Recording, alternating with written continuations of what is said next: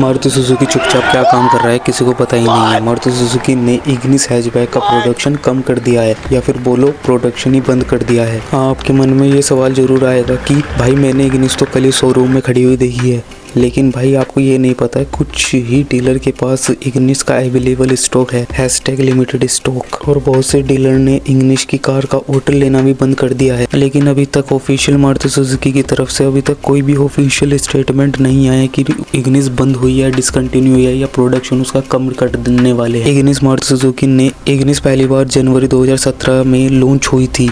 मारुति ने इग्निस का aesthetic look ऐसा बनाया कि लोगों को पसंद भी आया और नहीं भी। बायर को पसंद आया तो उन्होंने ले ली, नहीं आया तो उन्होंने स्किप कर दी। और शायद Maruti Ignis fail to gain much interest by look. और कहीं ना कहीं मारुति ने अपने पैरों पे ही कुल्हाड़ी मारी है, क्योंकि इसी प्राइस रेंज में स्विफ्ट भी आती है जो कि मारुति की तरफ से आती है ऑब्वियसली, और इग्निस भी उसी रेंज में आती है। तो लोग बाग ज्यादा स्विफ्ट को पसंद करते हैं इग्निस के बजाय, और इग्निस नेक्सा शोरूम पे बिकती है। और हमेशा से स्विफ्ट की सेल 2 गुना या 3 गुना ही रही है इग्निस से। और स्टाइल के साथ लुक्स भी मैटर करता है, जो कि इंडियन बायर को टारगेट करता है। जब भी तो स्विफ्ट ज्यादा लोग लेना पसंद करते हैं इग्निस के मुकाबले, और शायद इसी वजह से ये फेल हुई है। गलती कार मेकर की भी है। इन 9 साल में सिर्फ एक ही मेजर अपग्रेड मिला है इग्निस को 2020 में फेसलिफ्ट का।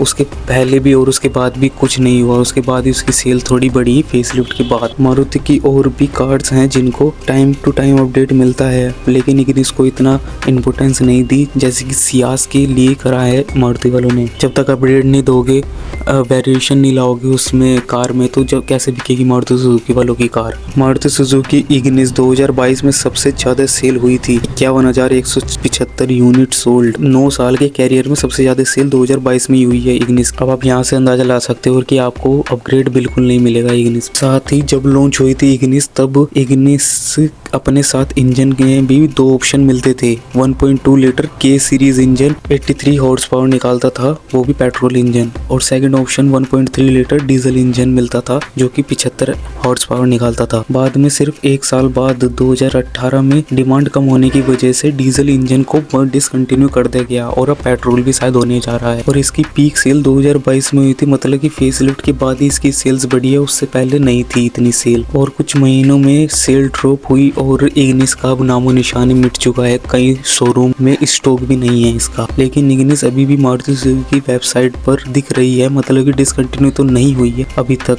इग्निस एक ऐसी कार रही है जिसमें हमें फीचर से लेके इंजन भी बहुत ही बेस्ट मिलता है, लेकिन थोड़ी सेफ्टी में थोड़ी कम थी, लेकिन अच्छी खासी वैल्यू देती है। पूरी कंट्री में इग्निस का स्टॉक अभी बहुत कम हो चुका है। जैसे सियाज के साथ हुआ था वैसे इसके साथ हो रहा है, मतलब कि उसका भी स्टॉक कम था और उसके बाद उसे डिसकंटिन्यू कर दिया गया, वैसे इसके साथ होने वाला है। थोड़ा अच्छा अपग्रेड दे सकते हो तो इसको दे के फिर से लॉन्च करने की उम्मीद है, और मारुति को करना भी चाहिए, क्योंकि ये अच्छी खासी कंपटीशन दे सकती है होंडा एक्स्टर और टाटा पंच की जैसी कार को। और अपनी सेगमेंट में भी ये स्विफ्ट है इसके साथ, तो ये दोनों मिलकर अच्छी खासी सेल दे सकती हैं मारुति सुजुकी को, क्योंकि ये सब कॉम्पैक्ट एक्सयूवी में सबसे बढ़िया पोजीशन होल्ड करती है। भले इतनी ज्यादा इसकी मार्केटिंग नहीं है, लेकिन अच्छी खासी कार है ये। आई होप आपको वीडियो अच्छी लगी हो तो लाइक करें, चैनल सब्सक्राइब करें। मैं मिलता हूँ आपको नई अपडेट के साथ नई वीडियो में। Thank you so much.